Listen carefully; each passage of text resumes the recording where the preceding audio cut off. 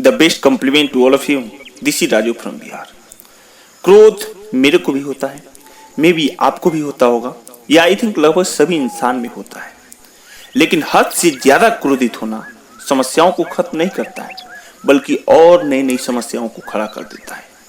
भगवान श्री कृष्ण गीता में कहते हैं कि क्रोध बुद्धि को नाश करता है, और जिस व्यक्ति का बुद्धि का नाश हो गया ना, उसका विनाश होने में ज्यादा वक्त नहीं लगता है। क्रोध से मूर्खता उत्पन्न होती है, और मूर्खता से स्मृतियां भ्रष्ट हो जाती है। स्मृतियां मतलब यादें, भूत का, भविष्य का, वर्तमान का। और जैसे ही तुम्हारी स्मृतियां भ्रष्ट हुई, तुम्हारा बुद्धि और विवेक सब नष्ट हो जाएगा। और फिर बोला ना कि ज्यादा वक्त नहीं लगेगा विनाश का चेहरा देखने में। जैसे खोलते हुए पानी में तुम अपना ही प्रतिबिंब नहीं देख सकता, ठीक उसी तरह क्रोध की स्थिति में सच को नहीं देखा जा सकता कि क्या सच है और क्या झूठ है। क्रोध में व्यक्ति क्या करता है और क्या होता है, मैं तुम्हें एक घटना से स्पष्ट समझा दे रहा हूं। एक बार की बात है, एक मेहनती और ईमानदार नौजवान बहुत पैसा कमाना चाहता था। उसका सपना था कि वह मेहनत करके खूब पैसा इकट्ठा करे और उस पैसे से एक कार खरीदे। जब भी वह कोई कार देखता तो उसको अपनी कार खरीदने का मन करता। कुछ साल बाद उसकी अच्छी नौकरी लग गई, उसकी शादी भी हो गई, और कुछ ही वर्षों में वह एक बेटे का पिता भी बन गया। सब कुछ ठीक चल रहा था, मगर फिर भी उसे एक दुख सताता था कि उसके पास उसकी अपनी कार नहीं थी। धीरे धीरे उसने पैसे जोड़कर एक कार खरीद ली।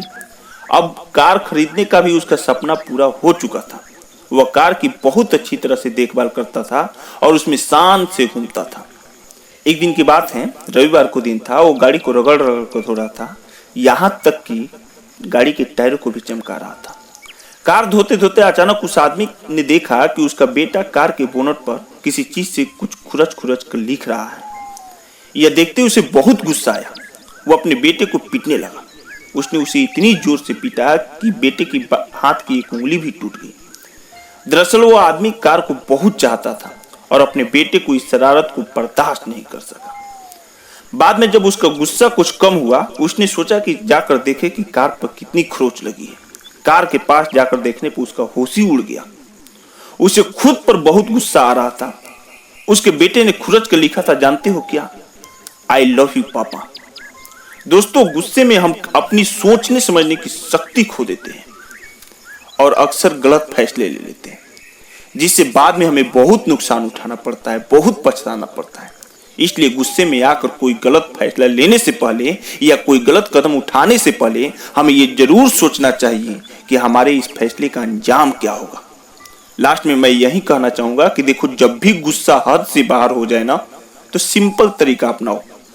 जब भी गुस्सा आए और अगर तुम खड़े हो तो बैठ जाओ, और अगर गुस्से तब भी खत्म न हो ना, तब बेहतर है लेट जाओ।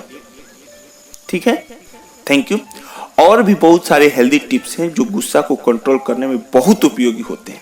तो अगर आप टिप्स पाना चाहते हैं तो प्लीज नीचे कमेंट बॉक्स में कमेंट करके हमें कुछ बताएं, और मैं बहुत ही सरल टिप्स और साधारण बेहतर टिप्स आपको बताऊंगा कि आपके जीवन के लिए बहुत बहुत लाभदायक होगा। Thank you, bye bye, take care.